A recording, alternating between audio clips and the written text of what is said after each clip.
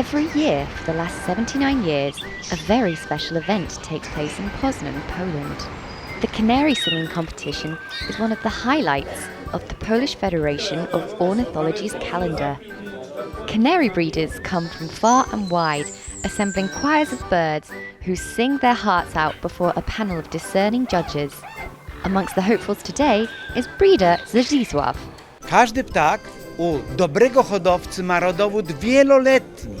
I proszę sobie wyobrazić na przykład, że w mojej hodowli mam ptaki, które mają rodowody 10 i 15-letnie. There's even an audience watching on the big screen, making it all the more nerve-wracking for breeders like Zenon. Kolekcję stanowią 4 kanarki, które powinny być mniej więcej w równej tonacji.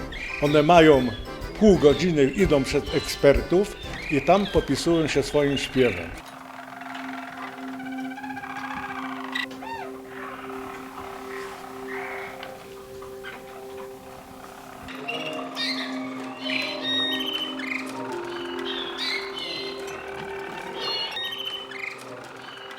Canaries are known to carry an excellent tune, but their owners leave nothing to chance, training their birds well in advance.